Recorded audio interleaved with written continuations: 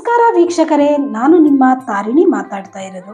ಈ ದಿನ ಕುಂಭರಾಶಿ ಕುಂಭಲಗ್ನದವರ ಬಗ್ಗೆ ಮಾತಾಡೋಣ. ಯಾರ್ಯಾರು ಕುಂಭರಾಶಿ ಕುಂಭಲಗ್ನದವರು ಇದ್ದೀರೋ ಪ್ರತಿಯೊಬ್ಬರು ಕೊನೆವರೆಗೂ ಈ ವಿಡಿಯೋವನ್ನು ನೋಡಿ ಉಪಯೋಗಗಳನ್ನ ಪಡ್ಕೊಳ್ಳಿ. ಈ ದಿನ ಕುಂಭರಾಶಿ ಕುಂಭಲಗ್ನದವರು ನೋಡಿ, ನೀವು ಬಾವಿಗಳ ನೀರಲ್ಲಿ ಸ್ನಾನ ಮಾಡೋದನ್ನ ಕಮ್ಮಿ ಮಾಡಿ. ಇದರಿಂದ ಒಳ್ಳೇದಾಗಲ್ಲ.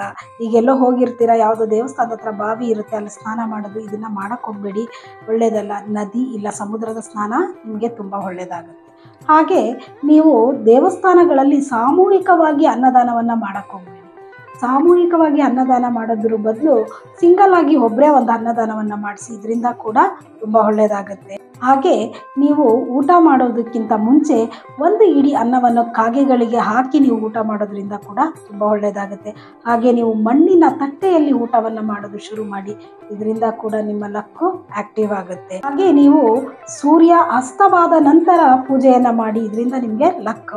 ನೀವು ಬೆಳಿಗ್ಗೆ ದೇವಸ್ಥಾನಕ್ಕೆ ಹೋಗೋದಕ್ಕಿಂತ ಸಂಜೆ ದೇವಸ್ಥಾನಗಳಿಗೆ ಹೋಗಿ ಬನ್ನಿ.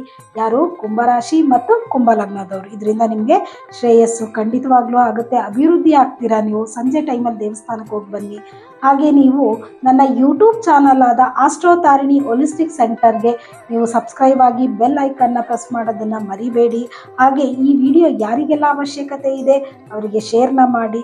ಹಾಗೆ ನಿಮ್ಮ ಯಾವುದೇ ಪ್ರಾಬ್ಲಮ್ಗಳಿದ್ರೂ ನನಗೆ DM ಮುಖಾಂತರ ತಿಳಿಸಿ, ನಾನು ಅದಕ್ಕೆ ಚಿಕ್ಕ ಚಿಕ್ಕ ಪರಿಹಾರಗಳನ್ನು ಕೊಡೋದಕ್ಕೆ ಟ್ರೈ ಮಾಡ್ತೀನಿ. ಹಾಗೆ ನನ್ನನ್ನು ಖುದ್ದಾಗಿ ಭೇಟಿಯಾಗಬೇಕು ಅಂತ ಇರೋರು ಕೆಳಗೆ ಕೊಟ್ಟಿರುವಂಥ ಅಡ್ರೆಸ್ಸಿಗೆ, ಹಾಗೆ ನನ್ನನ್ನು ಸಂಪರ್ಕ ಮಾಡಬೇಕು ಅನ್ನೋಂಥವ್ರು ಕಾಲ್ನ ಮಾಡಿ ಈ ನಂಬರ್ಗೆ. ಒಳ್ಳೆಯದಾಗಲಿ ಎಲ್ಲರಿಗೂ. ಧನ್ಯವಾದ.